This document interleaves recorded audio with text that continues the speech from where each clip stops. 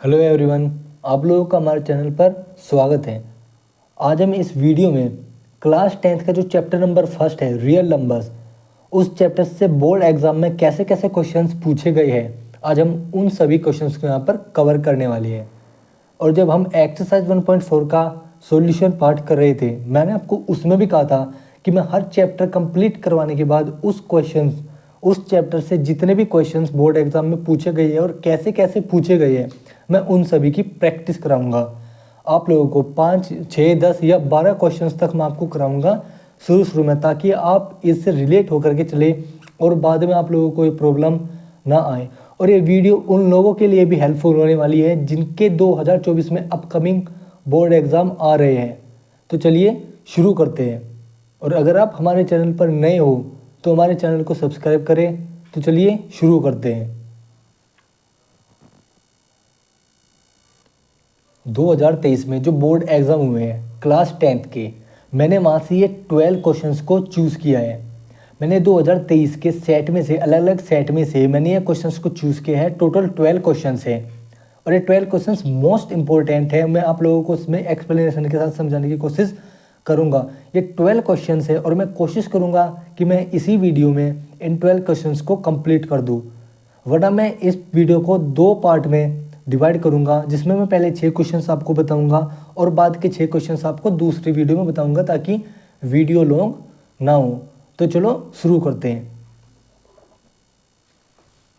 तो देखो, पहले क्वेश्चन में कहा क्या है कि find the greatest number which divides 85 and 72 living reminders 1 and 2 respectively. ये 2023 में पूछा गया है, अभी जब पेपर्स हुए थे 2023 में 10th क्लास के बोर्ड के।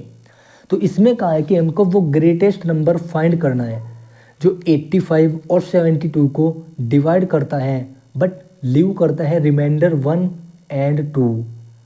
इसने क्या कहा है, देखो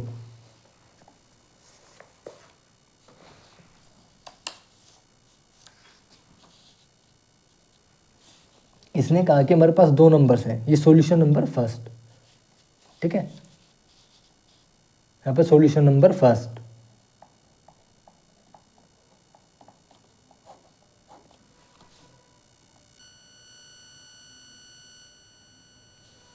यहाँ पे देखो, सॉल्यूशन नंबर फर्स्ट में उसने हमको 2 नंबर्स दिए हैं 85 एंड 72। इसने कहा कि एक हमारे पास कोई ऐसा नंबर है, ग्रेटेस्ट नंबर हमको फाइंड आउट करना है। ग्रेटेस्ट नंबर जो इन दोनों नंबर्स को डिवाइड करता है। यानी कि देखो, एक ऐसा ग्रेटेस्ट नंबर, यानी कि वो एक ही नंबर है, केवल एक है, एक नंबर है जो इन दोनों नंबर्स को डिवाइड करता है। और ग्रेटेस्ट नंबर एक, इसका मतलब जो दोनों नंबर्स को डिवाइड करता है वो एक ही नंबर है, तो मतलब वो कॉमन नंबर है। और जब वो कॉमन नंबर है तो ग्रेटेस्ट कॉमन नंबर इन दोनों को डिवाइड करता है, तो मतलब HCF। इसका मतलब क्या है, हमको HCF फाइंड करना है, तो हमको वो नंबर मिल जाएगा। बट अब उसने जो आगे कंडीशन कही है, आप लोग क्या समझोगे, शुरू में समझोगे कि जब हमको इन दोनों को एक ही नंबर से डिवाइड करना है, मतलब कि वो जो नंबर है वो सेम नंबर इन दोनों को डिवाइड करता है, तो हमें HCF फाइंड करना है। यहाँ तक तो बात ठीक है। आप लोग क्या करोगे, आप इन दोनों का ही HCF फाइंड आउट कर दोगे, तो आप लोग कह दोगे कि इन दोनों का जो HCF आएगा वही इसका आंसर होगा, और जो कि आंसर रॉन्ग हो जाएगा। वो इसलिए रॉन्ग हो जाएगा क्योंकि इसने कहा है कि जो नंबर इन दोनों को डिवाइड करता है, इन दोनों को जो नंबर डिवाइड करता है वो रिमाइंडर छोड़ता है, कोरस्पॉन्डिंग रिमाइंडर। 85 की कोरस्पॉन्डिंग उसने 1 रिमाइंडर लीव किया और 72 के कोरस्पॉन्डिंग उसने 2 लीव किया, उसने 2 रिमाइंडर लीव किया। तो इसको करते कैसे, तो सबसे पहले तो मैं आपको रिमाइंडर का मीनिंग समझाता हूँ। रिमाइंडर एक्चुअली में होता क्या है। रिमाइंडर होता है शेष भाग। अगर हम हिंदी में बात करें तो रिमाइंडर का मतलब होता है शेष भाग। जैसे मैं किसी क्वांटिटी को, जैसे 40 है, मैं 40 को 5 से डिवाइड करता हूँ। मैंने 40 को 5 से डिवाइड किया कि 5 8 जा 40, तो ये तो कंप्लीट डिवाइड हो गया, मतलब रिमाइंडर क्या आ गया, 0 आ गया। अब यहाँ पर रिमाइंडर तो 0 आ गया। अब अगर मैं बात करता हूँ, मैं 40 में कुछ ऐड ऑन कर देता हूँ। मैंने कहा इसमें 40 में मैं 7 ऐड करता हूँ। मैंने इसमें 7 ऐड कर दिया, तो यहाँ पर हो गया 47। तो अब मैं इसको 5 से डिवाइड करता हूँ। तो मैं जब 47 को 5 से डिवाइड करूँगा तो यहाँ पर आएगा 5 8 जा 40, और यहाँ पर बचा 7 क्या हमारा रिमाइंडर। तो रिमाइंडर क्या है, एक शेष भाग है। कैसा शेष भाग कि 40 जो 47 है ये इससे कंप्लीट डिवाइड नहीं हो पाया। कंप्लीट डिवाइड क्यों नहीं हो पाया, क्योंकि एक डिजिट ऐसी है जिसको 5 डिवाइड कर सकता था, उसमें हमने 7 नंबर ऐड करा दिया, जिसकी वजह से वो डिजिट 5 से डिवाइड नहीं हो सकती। अब ये 47 क्यों डिवाइड नहीं हो सकता 5 से, क्योंकि 47 इसलिए 5 से डिवाइड नहीं हो सकता क्योंकि 40 जो एक ऐसी डिजिट है जो 5 से डिवाइड हो सकती थी, उसमें 7 एक्स्ट्रा ऐड है। तो रिमाइंडर यहाँ पर शेष भाग है कि ये इस नंबर को कंप्लीट डिवाइड नहीं कर सकता, और यही कॉन्सेप्ट यहाँ पर फॉलो होगा।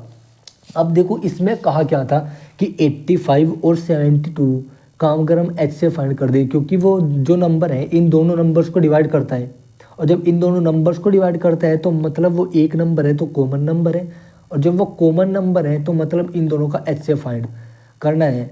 मतलब आप लोग समझोगे कि इन दोनों का एच से फाइंड करना है, बट इन दोनों का एच से फाइंड नहीं करना है। एक्चुअल में एच से फाइंड किन नंबरों को करना है, उन नंबरों को करना है जिन नंबरों को ये सेम नंबर जो हमारे ग्रेटेस्ट नंबर आएगा, ये नंबर उस नंबर को कंप्लीट डिवाइड कर दे। क्योंकि देखो यहाँ पर 5 ने 40 को डिवाइड किया तो कंप्लीट डिवाइड हो गया, और यहाँ पर अब 5 ने 47 को डिवाइड किया तो यहाँ पर आया 40, और यहाँ पर शेष भाग बच गया 7। मतलब क्या है कि जो नंबर किसी नंबर को कंप्लीट डिवाइड कर रहा था, अब वो उस नंबर को उसमें कुछ ऐड करने के बाद, उस नंबर में कुछ ऐड करने के बाद वो कंप्लीट डिवीज़न नहीं कर रहा। तो मतलब समझे कुछ, यानी कि 85 और 72 को जो ग्रेटेस्ट नंबर है, जो भी इन दोनों के बीच का जो कॉमन नंबर है, वो इन दोनों को डिवाइड तो कर रहा है, बट वो इनको कंप्लीट डिवाइड नहीं कर रहा, बल्कि रिमाइंडर 0 नहीं दे रहा है। क्योंकि एवरी नंबर क्या चाहता है, ये वो नंबर को कंप्लीट डिवाइड करे, बट वो रिमाइंडर की वजह से नंबरों को कंप्लीट डिवाइड नहीं कर पाता, जिससे कि वहाँ पर एक्स्ट्रा भाग बजाता है 7। यही इसको ही डिफाइन करता है कि एक ऐसा नंबर जिसको ये जो डिवीज़र है डिवाइड करना चाहता था कंप्लीट, उसमें वो ऐड हो गया, ऐड होने के बाद वो उसको कंप्लीट डिवीज़न करने नहीं दे रहा। तो अब देखो यहाँ पर हमारे पास दो नंबर थे 85 और 72। 85 और 72, अगर 85 और 72 को कोई नंबर डिवाइड करता है, जैसे x है तो वो रिमाइंडर 7 ना छोड़े। सॉरी, यहाँ पर 1 और 2 दे रखे हैं, यहाँ पर रिमाइंडर्स ने क्या छोड़ा, x इसको डिवाइड करके यहाँ पर रिमाइंडर छोड़ा 1 लेफ्ट कर दिया, और यहाँ पर रिमाइंडर लीव करा 2। तो अब देखो, अब यहाँ पर इन दोनों नंबर्स में ऐसा क्या करे कि वो नंबर इन दोनों को कंप्लीट डिवाइड कर दे।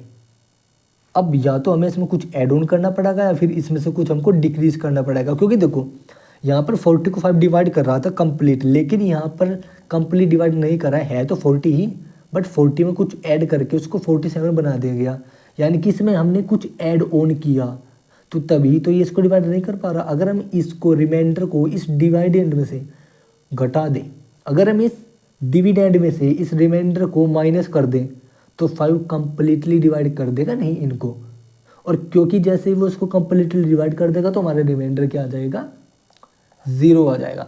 तो यही सेम कहानी यहाँ पर भी लागू होगी, ये सेम कहानी यहाँ पर भी लागू होगी। तो यहाँ पर क्या करेंगे, 85 में से हम 1 को माइनस कर देंगे, और 72 में से भी हम 1 को माइनस कर देंगे, सॉरी 2 को माइनस कर देंगे, ताकि जो इनका एचसीएफ हम फाइंड आउट कर सकें और वो उसको कंप्लीट डिवाइड कर सके। ठीक है, तो देखो हम यहाँ पर क्या, अब हम यहाँ पर इसका सॉल्यूशन कैसे करेंगे, वो तो केवल मैंने आपको समझाया कि कैसे यहाँ पर इसके ऊपर कॉन्सेप्ट लागू होगा।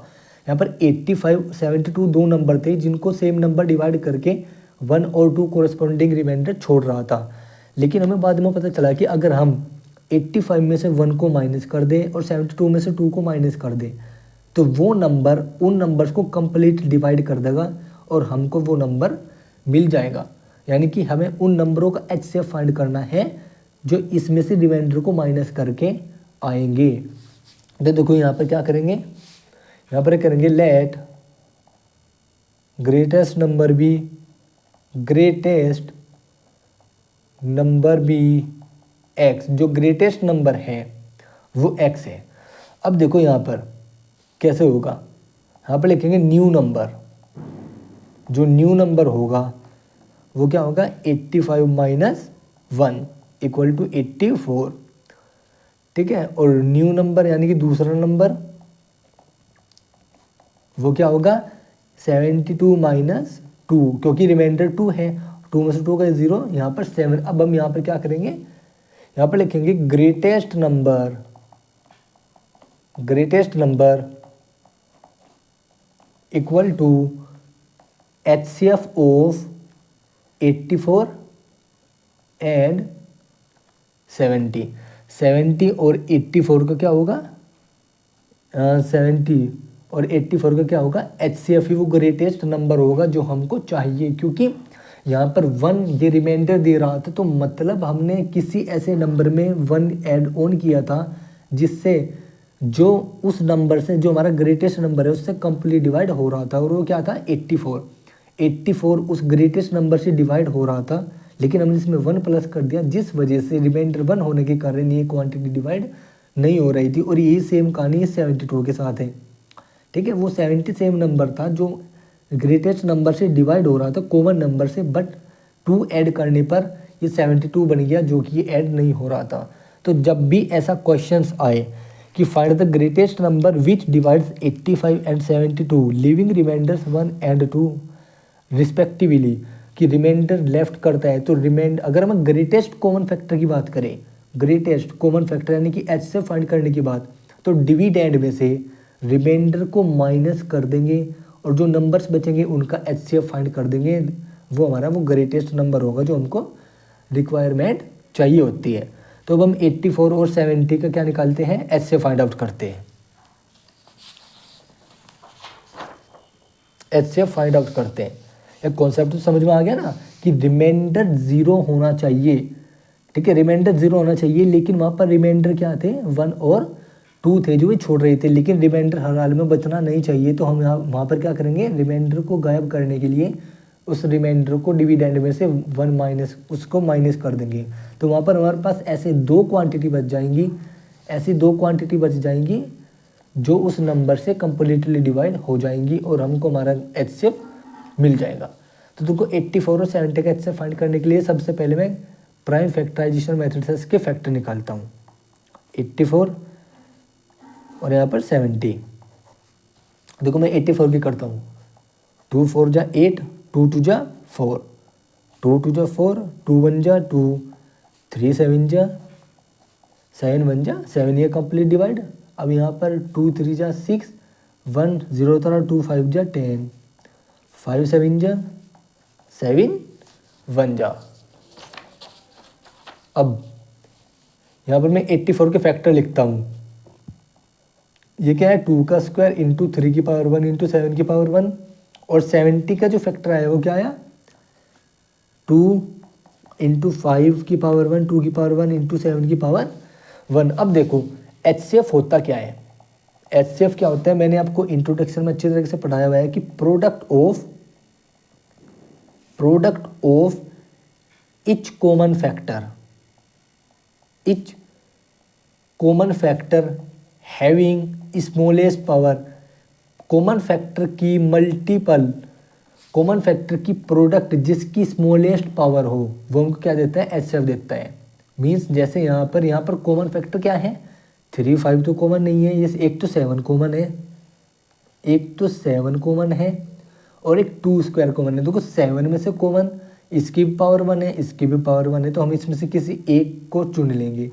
ठीक है, लेकिन यहाँ पर 2 की 2 पावर है और यहाँ पर इस वाले 2 की 1 पावर है, तो हम इसमें से किसको चुनेंगे, जिसकी स्मॉलेस्ट पावर है।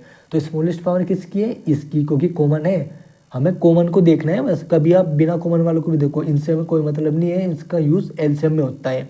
ठीक है, तो इसमें सबसे कॉमन क्या है, 2 है, तो यहाँ पर HCF क्या आ जाएगा, 2 की पावर 1 इंटू 7 की पावर 1, यहाँ पर 7 है, यहाँ पर 7 की पावर 1, यहाँ पर भी 7 की पावर 1, तो मतलब इसको हम एक बार में ले लेंगे, 7 की पावर 1 ले लेंगे, क्योंकि ये तो कॉमन सारा ही आ रहा है, इसकी पावर 1 है तो 1 ले लेंगे, तो 2 7 जा 14।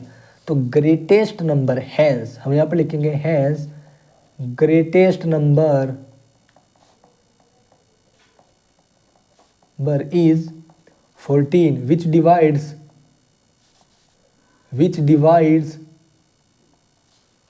85 and 72 living remainders 1 and 2। 14 एक ऐसा नंबर है जो 85 और 72 को डिवाइड करने पर 1 और 2 रिमाइंडर लेफ्ट करता है। अब चाहे करके देख लेना, आंसर यही आएगा। ठीक है, ये बोर्ड में आया हुआ क्वेश्चन से पूछा गया है, ये 2023 में जो अभी बोर्ड एग्जाम हुए हैं। ठीक है, देखो अब क्वेश्चन नंबर 2 क्या बोलता है।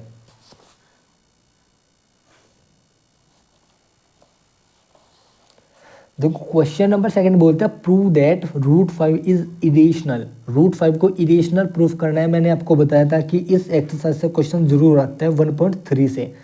चैप्टर फर्स्ट की 1.3 एक्सरसाइज मोस्ट इंपॉर्टेंट है, इससे क्वेश्चन जरूर आता है। देखियो पूछ भी लिया गया, एनसीईआरटी का पहला ही क्वेश्चन है एक्सरसाइज का कि प्रूव दैट √5 इज इरेशनल।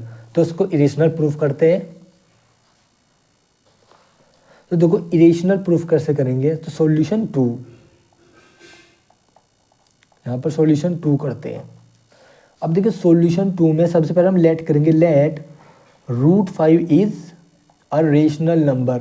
मैंने आपको बताया था कि हम इसको कॉन्ट्रडिक्शन मेथड से करते हैं। हम सबसे पहले इसको रेशनल नंबर मानते हैं और बाद में इसको इरेशनल नंबर प्रूफ कर देते हैं। और वो देखिए कैसे करेंगे, √5 इज अ रेशनल नंबर, ये एक रेशनल नंबर है। ठीक है, और ये शो करता है कि जब ये रेशनल नंबर है तो √5 p/q के इक्वल होगा, वेयर q 0 के इक्वल नहीं होगा।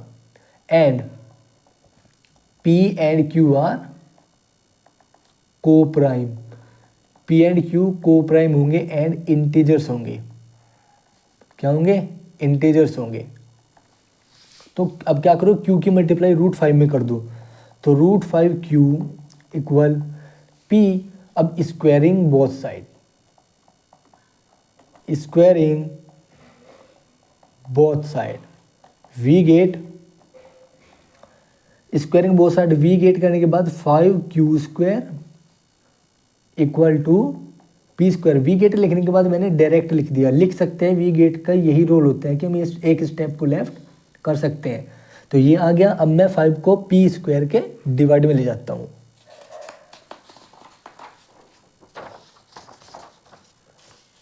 अब देखो मैं यहाँ पर क्या करता हूँ, मैं यहाँ पर क्या करता हूँ, q² इक्वल टू p²/5। अब हमने 1.3 एक्सरसाइज का जब हम इंट्रोडक्शन करे थे, मैंने इसमें आपको थ्योरम 1.3 में बताया था कि अगर कोई नंबर किसी नंबर के स्क्वायर को डिवाइड करता है तो वो उस नंबर को भी डिवाइड करेगा। तो मतलब इफ, हमें आप लिखेंगे as if 5 divides p², then 5 also divides p। अगर 5 p को डिवाइड कर रहा है, p² को डिवाइड कर रहा है, तो वो p को भी डिवाइड करेगा। ये हमने थ्योरम नंबर 1.3 स्टेटमेंट पढ़ा था एक्सरसाइज 1.3 के इंट्रोडक्शन में। तो अब देखो यहाँ पर क्या करेंगे, इसको हम लिख देंगे लेट p/5। जब p5 को डिवाइड, जब 5 p को डिवाइड कर रहे हैं तो हम इसको लेट कर लेंगे, let p/5 equal to k quantity के इक्वल आया, मतलब कि क्वोशंट क्या आया, k आया और रिमाइंडर 0। तो 5 को k की मल्टीप्लाई में बचा दो, तो p इक्वल टू 5k, हमने इसको इसकी मल्टीप्लाई में भेज दिया। अब फिर से again squaring both side we get. अब देखो स्क्वायरिंग साइड p का p² हो जाएगा इक्वल 5 का 25 और k का k²। ठीक है, अब देखो हमने यहाँ पर इस इक्वेशन को फर्स्ट नहीं माना, तो हम इसको फर्स्ट मान लेते हैं, equation number first. Equation number first है, मैं p² की वैल्यू पुट कर दूँ, यहाँ पर पुट कर दूँ, तो मैं यहाँ पर पुट कर देता हूँ। यहाँ पर आ जाएगा 5q² इक्वल टू 25 k²। तो इससे घट गया, 5k²। तो यहाँ पर मैं लिख सकता हूँ k² इक्वल टू q²/5। अब देखो, if 5 divides q², then 5 divides also q, तो q को भी डिवाइड करेगा। तो it means this shows that this is contradict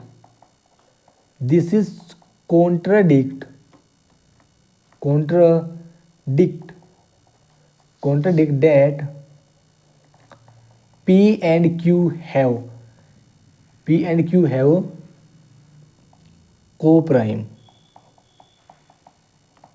यानी कि हमने गलत साबित किया था, ये हमने गलत मान लिया था कि P और Q क्या है, को प्राइम है। क्योंकि जो हमने इसको रेशनल नंबर माना √5 को, तो हमने P/Q के इक्वल माना इसको। जब हमने इसको P/Q के इक्वल माना तो मतलब क्या, ये रेशनल नंबर है जब हम इसको मान रहे। तो जब P/Q रेशनल नंबर होते हैं तो ये क्या होते हैं, को प्राइम होते हैं। लेकिन हमने बाद में क्या प्रूफ कर दिया कि को प्राइम हमने जो माना था वो गलत है। क्यों? क्योंकि को प्राइम वो नंबर्स होते हैं जिनके पास कॉमन फैक्टर होता है। यानी कि P और Q के पास कोई कॉमन फैक्टर था शुरू में नहीं, मतलब P और Q के पास कोई भी कॉमन फैक्टर नहीं था। वो को प्राइम होते हैं कि जिनके पास कोई भी कॉमन फैक्टर ना हो। लेकिन हमने यहाँ पर क्या साबित कर दिया कि P और Q के पास कॉमन फैक्टर है, मतलब वो को प्राइम नहीं है। ये हमने गलत माना था कि वे को प्राइम है। And have at least one common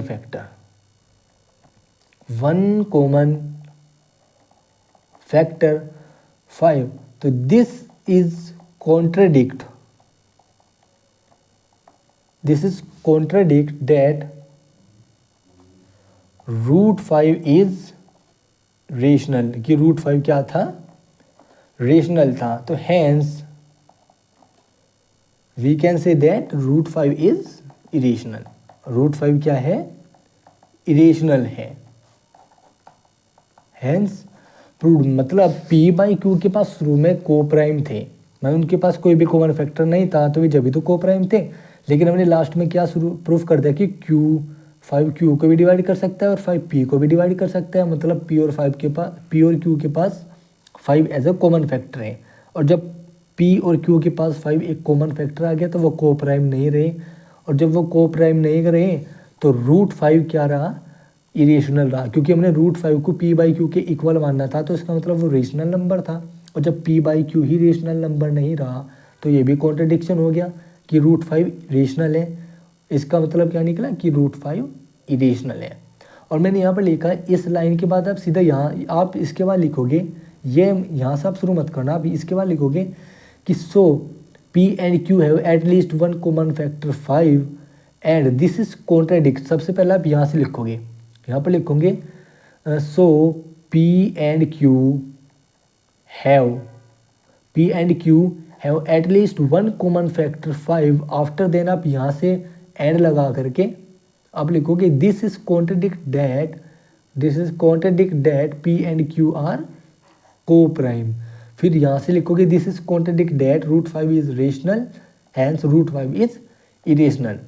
तो ये क्वेश्चंस हर साल पूछा जाता है 1.3 एक्सरसाइज से। ये तो मोस्ट इंपॉर्टेंट है, तो इसको तैयार करके जाना जिनके अपकमिंग बोर्ड्स एग्जाम है। और जिनके नहीं है वो अपना इनको लेकर के चलते रहे ताकि बाद में प्रॉब्लम ना आए। तो चलते हैं क्वेश्चन नंबर 3 पर।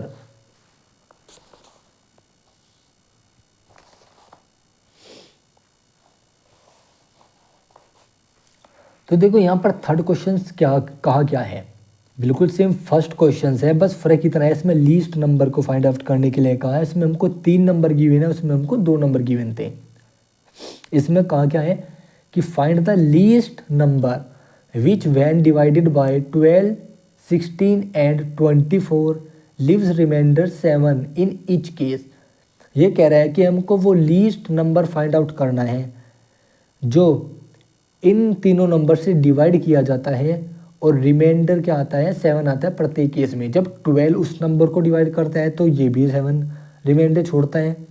और जब 16 डिवाइड करता है तो वो भी 7 रिमाइंडर छोड़ता है, और जब 24 डिवाइड करता है तो ये भी 7 रिमाइंडर ही छोड़ता है, यानी कि लेफ्ट करता है। तो ये भी क्वेश्चंस बहुत अच्छा है, ठीक है। ऐसे क्वेश्चंस बहुत पूछे जाते हैं, ये तीनों क्वेश्चंस तो पूछे जाते हैं हर साल। ये फैक्टर्स, ग्रेटेस्ट नंबर वाला और लीस्ट कॉमन फैक्टर वाला क्वेश्चंस पूछे ही जाते हैं। तो देखो ये कैसे होगा, इसमें बस उसका उल्टा प्रोसेस है। हमने इसमें माइनस किया था, हमको इसमें ऐड ऑन करना है, हम इसमें रिमाइंडर ऐड ऑन करना है, बट ऐड ऑन करना किस में है, इन नंबर्स में नहीं, उनके एलसीएम में। क्यों, अब मैं आपको बताता हूँ।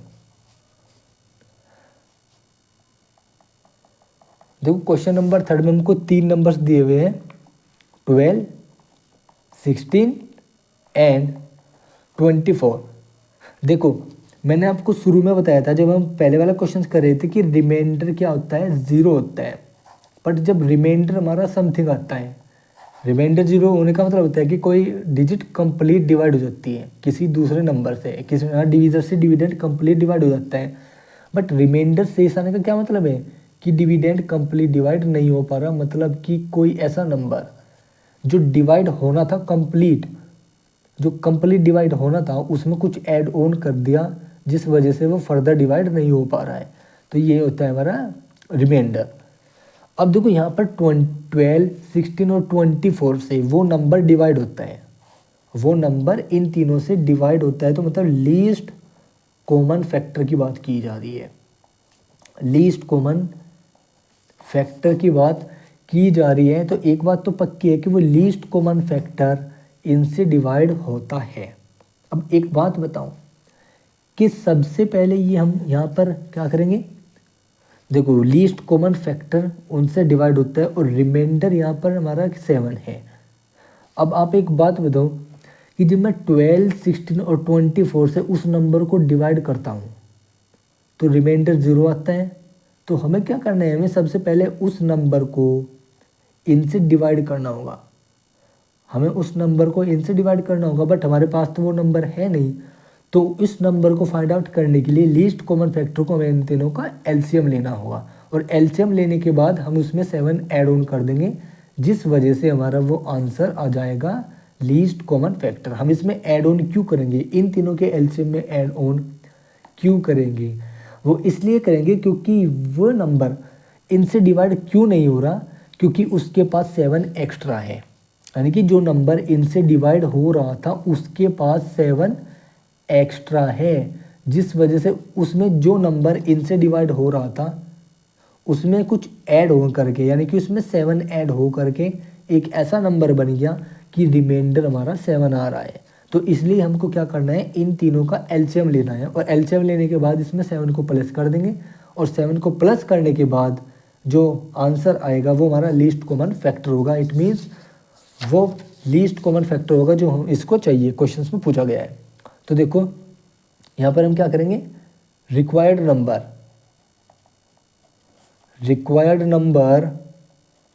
इक्वल टू एलसीएम ऑफ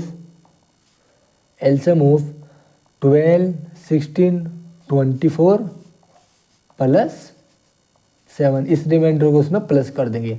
तो देखो यहाँ पर रिक्वायर्ड नंबर के लिए एलसीएम इसका फाइंड आउट करना पड़ेगा। सबसे पहले मैं 12 को तोड़ के लिख देता हूँ, 2 का स्क्वायर इंटू 3 की पावर 1, 16 को लिख देता हूँ 2 की power 4, 2 to the 4, 4 to the 8, 8 to the 16, यहाँ पर इंटू 1 की पावर 1 लिख देता हूँ। 24 को मैं लिख देता हूँ 2 का square into 2 into 3 equal to 2 की पावर क्यूब इंटू 3 की पावर 1। अब देखो यहाँ पर एलसीएम फाइंड आउट करने के लिए एलसीएम कैसे फाइंड आउट होगा, इसमें कॉमन क्या है, एलसीएम होता क्या है कि प्रोडक्ट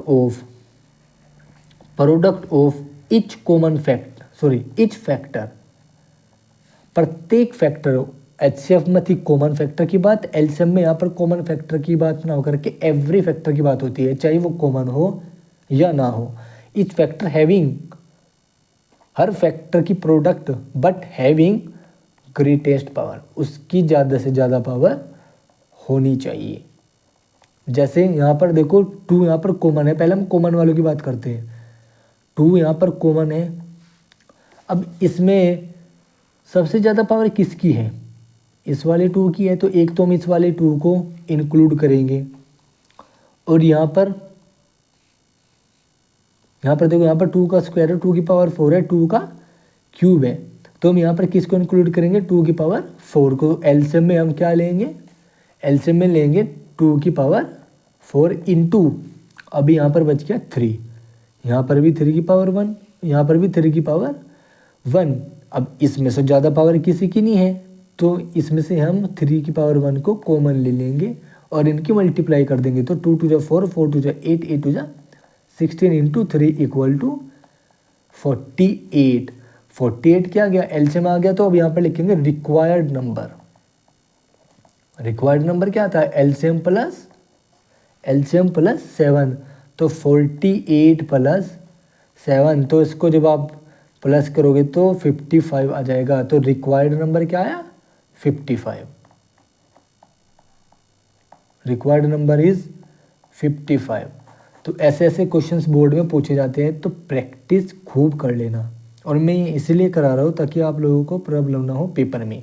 अगर इस एक्सरसाइज से कुछ भी क्वेश्चन आए, इस चैप्टर से कैसा भी क्वेश्चन आए, तो आप लोग घबराएं मत। ऐसे ऐसे क्वेश्चन में बच्चे बहुत घबराते हैं कि रिमाइंडर लीव कर दिया तो ये कैसे होगा, इसमें माइनस करना पड़ेगा, प्लस करना पड़ेगा, और अगर प्लस माइनस करना भी पड़ेगा तो किस में से करना पड़ेगा, किस नंबर से करना पड़ेगा, कहाँ से मतलब इनके एलसीएम से करना पड़ेगा या फिर इन नंबरों में से ही माइनस करना पड़ेगा या फिर प्लस करना पड़ेगा। इन सब में कन्फ्यूज़न होती थी, लेकिन मैंने आप लोगों की कन्फ्यूज़न दूर कर दी कि हमको ऐसा नंबर फाइंड आउट करना है जो इनसे डिवाइड हो सकता हो, बट एक ऐसा नंबर जो इनसे डिवाइड तो होता है बट वो 7 रिमाइंडर लीव करता है। और वो 7 रिमाइंडर एक ही कंडीशन में लीव कर सकता है कि अगर उससे 7 नंबर पहला, उससे 7 नंबर पीछे वाला जो नंबर है जो इनसे डिवाइड हो सकता था कंप्लीट, उसमें अगर हम ये 7 नंबर ऐड ऑन कर दे तो वही तो रिमाइंडर लीव करेगा 7। जैसे अगर मैं बात करूँ 40 है, 45 से डिवाइड हो जाएगा तो 8 आ जाएगा। अगर मैं 40 में 7 ऐड कर दूँ, 40 में अगर मैं 7 ऐड कर दूँ तो यहाँ पर 47 हो जाएगा। तो क्या 47 5 से ऐड हो जाएगा, 5 से डिवाइड हो जाएगा?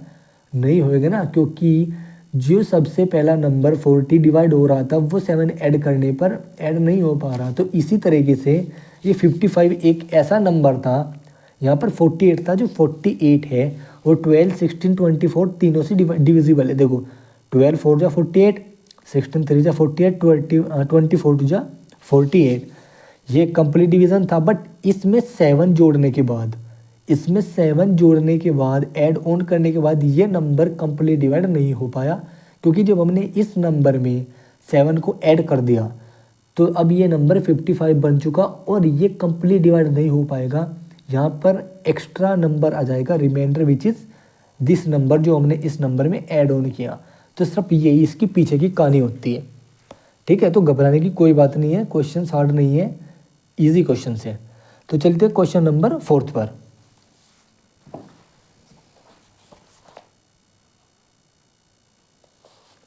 तो क्वेश्चन नंबर 4 में क्या कहा है कि prove that √2 + √3 is an irrational number. Prove, हमको ये प्रूव करना है कि 2 + √3 जो है एक इरेशनल नंबर है। गिवन दैट, मैंने आपको बताया था एक्सरसाइज में कि जब भी हमको ऐसी स्टेटमेंट, एडिशन स्टेटमेंट को जब भी हमें इरेशनल प्रूफ करना होता है तो उसमें से जो रेशनल वाली स्टेटमेंट होती है, अगर ये गिवन है पेपर में तो हमें इसको अलग से प्रूफ करने की ज़रूरत नहीं होती। लेकिन अगर ये अलग से गिवन नहीं दिया होता पेपर में, जैसे यहाँ पर गिवन दिया गया है कि √3 इरेशनल है, अगर ये इरेशनल नहीं होता, यहाँ पर गिवन दिया हुआ तो हमें सबसे पहले इसको इरेशनल अलग से प्रूफ करना पड़ता और फिर हमें सेकंड केस में इसको इसकी हेल्प से इरेशनल प्रूफ करना पड़ता। लेकिन बोर्ड ने हमारी वो झंझट ख़त्म कर दिया। हमें यहाँ पर पहले इसने √3 को इरेशनल नंबर साबित करके दिया है, हमें बस इसका यूज़ करते हुए इस स्टेटमेंट को इरेशनल साबित करना है। तो कैसे करेंगे? P/Q के इक्वल मानते हुए इसको कि एक रेशनल नंबर है, बाद में इसको इरेशनल नंबर साबित कर देंगे। तो अब देखो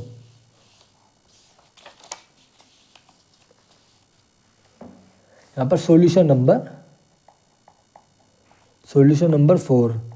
और ये बोर्ड के क्वेश्चन है, इनकी प्रैक्टिस ज़रूर करना, वीडियो को पॉज करके देखना, बैक वापस से वीडियो को देखना कैसे कैसे हुआ है सॉल्यूशन। आपको अच्छे तरीके से मैं समझा रहा हूँ, लेकिन पेपर में कोई भी क्वेश्चन छूटना नहीं चाहिए जिनके अपकमिंग बोर्ड्स एग्ज़ाम है। और जो अभी से अपना शुरुआत लेकर के चल रहे हैं 225 का पेपर के लिए, तो वो भी इससे सही से रिलेट होकर के चले, ठीक है। और तो मैं आपको प्रैक्टिस और चैप्टर की प्रैक्टिस कराता ही रहूँगा।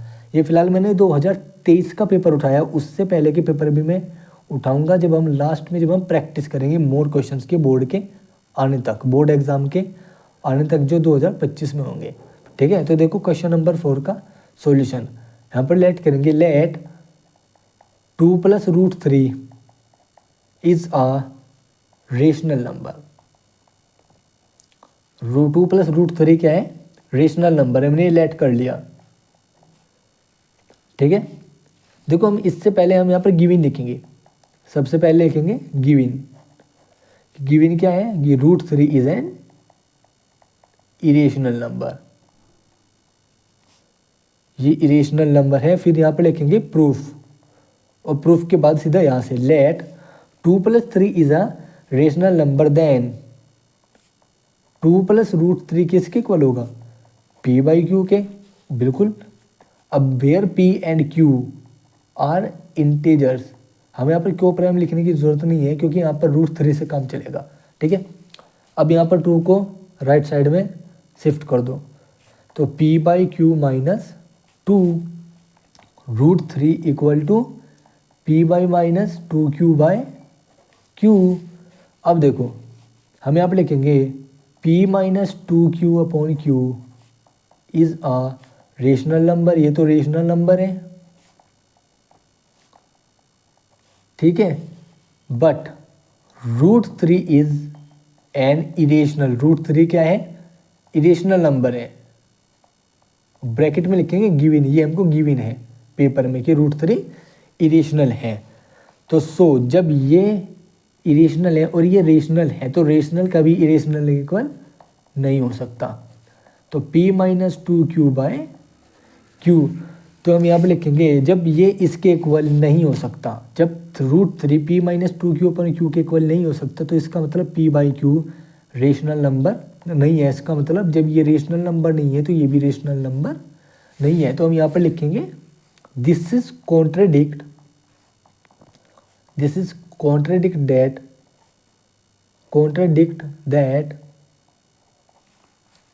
2 + √3 इज रेशनल नंबर।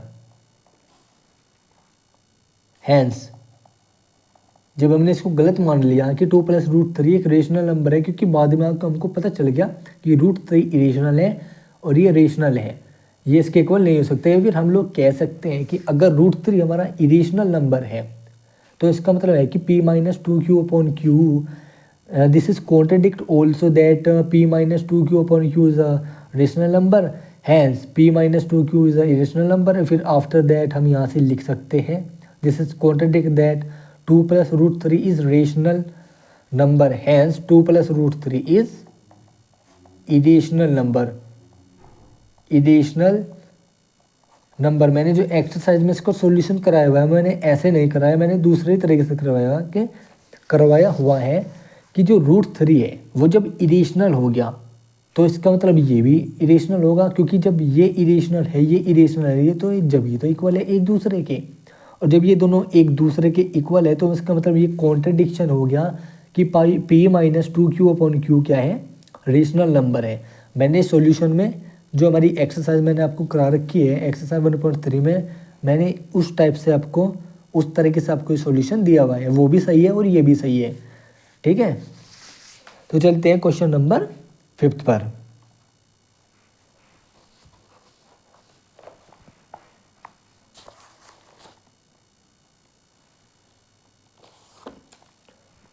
अब देखो क्वेश्चन नंबर 5 में क्या है, find by prime factorization method. Prime factorization method से क्या फाइंड करना है? The LCM of the number 18180 and 7575 also find the HCF of two numbers.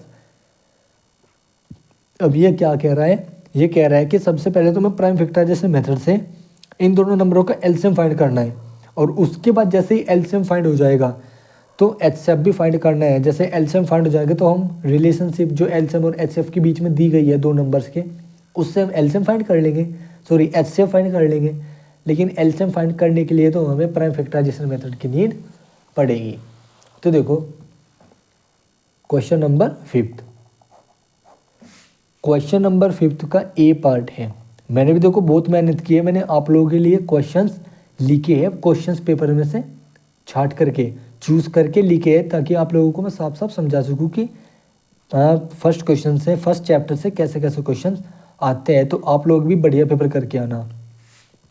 तो find by prime factorization method the LCM of numbers 18, 180 and 75, इस number का LCM find करना है।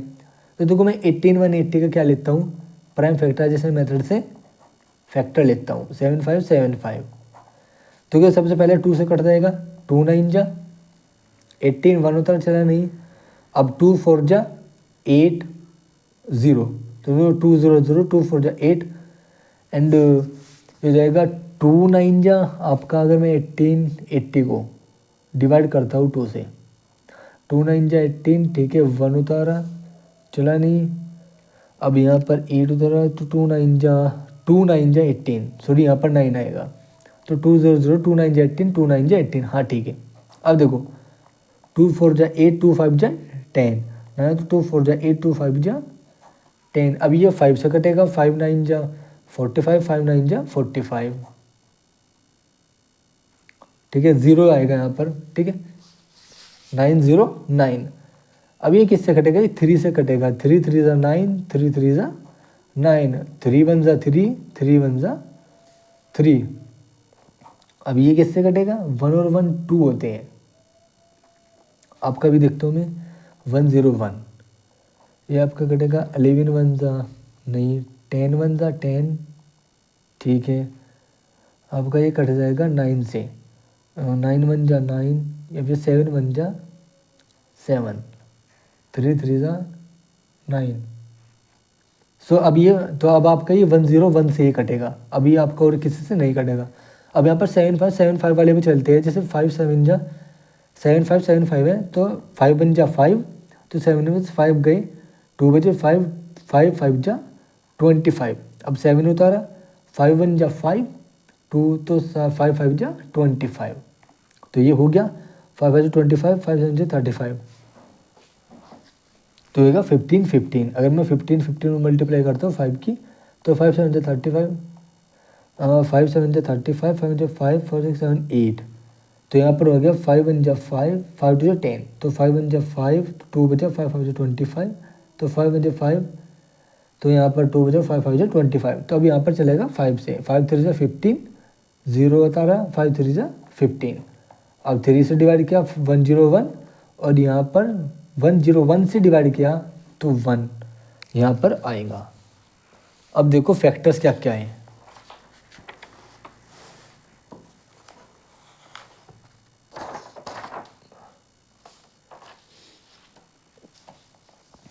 देखो यहाँ पर फैक्टर्स 1810 की, 18180 की क्या फैक्टर है, 2 × 2 × 5 × 3 × 3 × 101, और 7575 के इसके है 1515, ठीक है, इंटू, तो इसके आई है 5 × 5 × 3 × 101।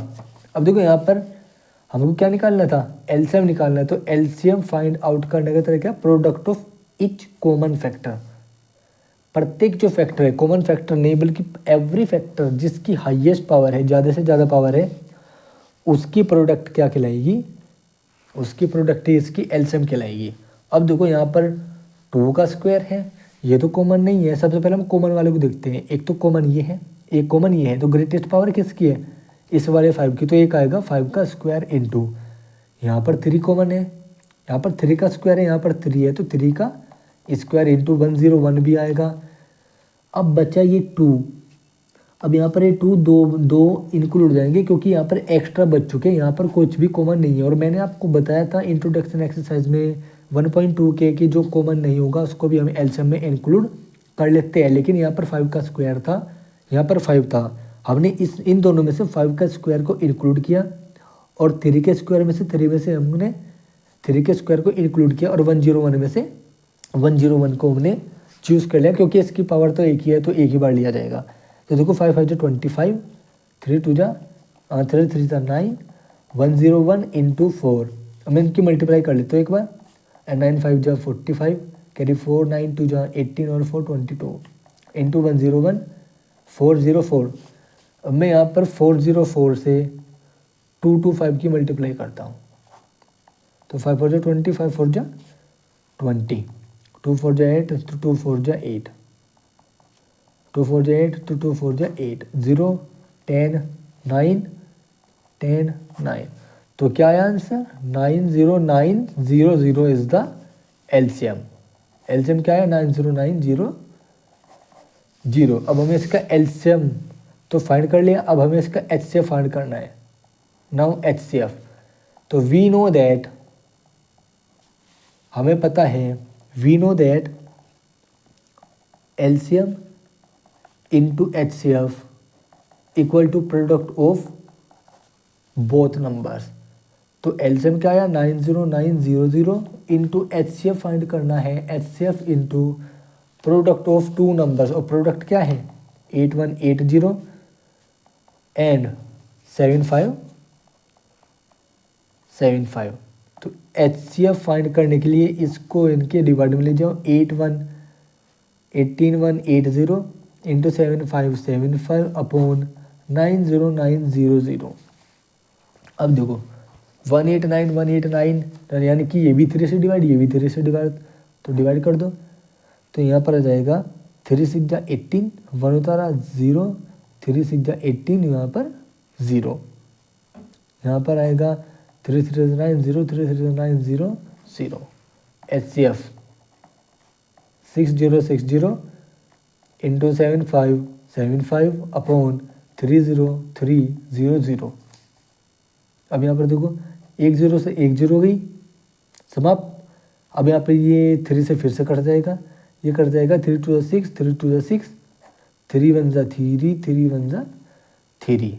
एचसीएफ इक्वल टू, अब देखो 101 से ये 2 टाइम्स कट जाएगा, 101 से 2 टाइम्स कट जाएगा, 2 जा इंटू 75 75 और 2 की मल्टीप्लाई कर दो, 2 5 10, 2 7 14 15, 2 5 10 और 1 11, 2 7 14 1 15। तो एचसीएफ आ जाएगा ये। तो हैंस हम यहाँ पर लिखेंगे, हैंस एलसीएम इक्वल टू कितना? एलसीएम आया था 90900 एंड एचसीएफ कितना? 15150। तो this is our required answer. तो 75 जब हम मल्टीप्लाई करेंगे, 2 5 10, 2 7 14 15, 2 5 10 1 11, 2 7 14 1 15, 15150। तो चलते हैं क्वेश्चन नंबर 5 का एक सेकंड पार्ट भी है, ये हमारा ए पार्ट था, ठीक है, इसका बी पार्ट रह गया है, बी पार्ट कर लेते हैं।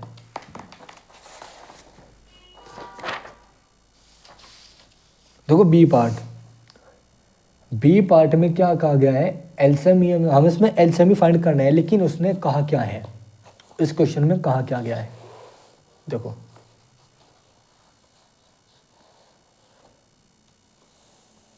इस क्वेश्चन में ये कहा है कि 3 bells ring at intervals of 6, 12 and 18 minute. इसमें कहा है कि 3 बेल है, वो बजती है at the interval of 6, 12 and 18 minute. मतलब एक बेल तो 6 मिनट में, मतलब 6 मिनट बाद बजती है, फिर एक बेल 12 मिनट बाद बजती है, फिर एक जो हमारी तीसरी वाली बेल है वो 18 मिनट बाद बेल करती है, रिंग करती है, बजती है। मतलब 3 बेल अलग अलग टाइम पर बजती है। अब ये कह रहा है कि if all 3 bells ring at 6 AM, अगर तीनों बेल एक साथ 6 AM यानी कि 6 बजे, सुबह के 6 बजे बजी, तो when will they ring together again, अब वे दोबारा से एक साथ कितने बजे बजेगी। यानी कि इसमें हमको टाइम पूछा गया है कि तीन बैलों का एक साथ बजने का जो टाइम है, कॉम्बिनेशन है, वो किस टाइम में होगा। जैसे यहाँ पर 6 AM है, तो इसके बाद अब कितने टाइम बाद वो बजेगी। अब एक बात बताओ, अब ये तीनों बैल हैं, ये टाइम है उनका अलग अलग। अब जब तीनों बैल एक साथ बजेंगी तो एक साथ बजने के बाद वो क्या दे रही है, एक कॉमन आउटपुट देंगी। यानी कि तीनों बैल जब एक साथ बजेंगी तो उनमें से कुछ आवाज़ निकलेगी, यानी कि कुछ वॉइस निकलेगी। तो उसका मतलब हमको एक आउटपुट मिलेगा जो कि कॉमन आउटपुट होगा, जो कि उन तीनों की वजह से होगा, जो उन तीनों की वजह से होगा। तो मतलब हमें क्या फाइंड करना है, एलसीएम। एलसीएम हमको फाइंड आउट करना है इसमें, ठीक है। सॉल्यूशन अब हम यहाँ से करेंगे, क्योंकि जब तीन बैल, एक तो 6 बजे बजी, एक 12 मिनट बाद, एक तो पहले 6 मिनट बाद बजी, फिर एक 12 मिनट बाद बजी, फिर एक 12 मिनट बाद बजने के बाद 18 मिनट बाद बजी।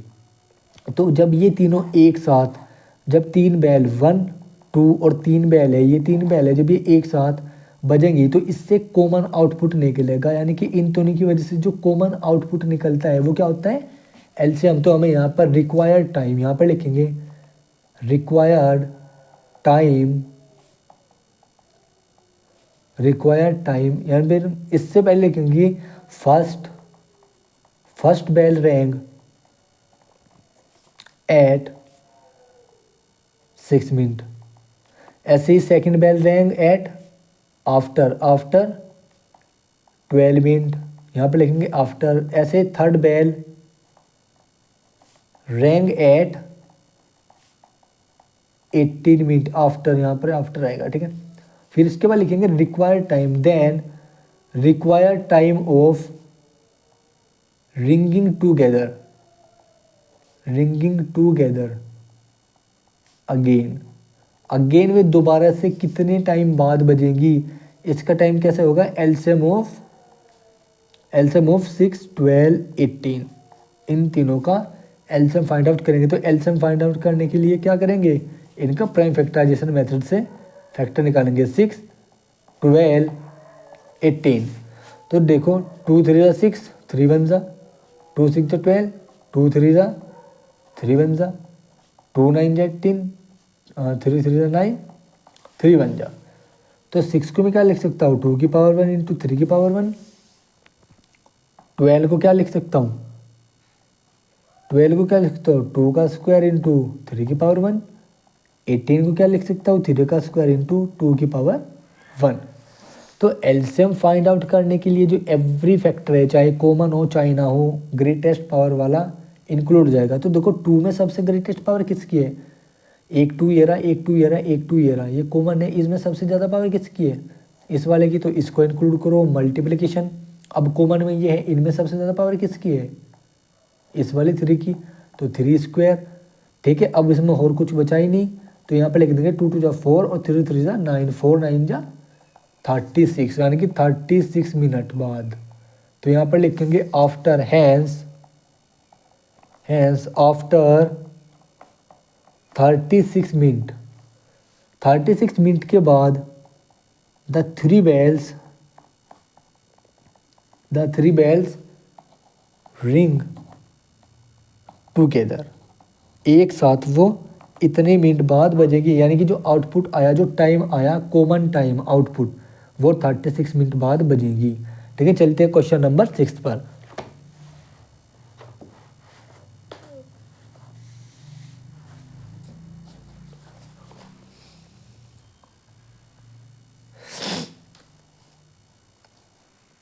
क्वेश्चन नंबर 6 में कहा क्या है कि प्रूव दैट 4 की पावर n, ये एनसीईआरटी के क्वेश्चन हैं, ठीक है। मैंने आपको बताया था इसको, 1.2 एक्सरसाइज के क्वेश्चन हैं ये, ठीक है।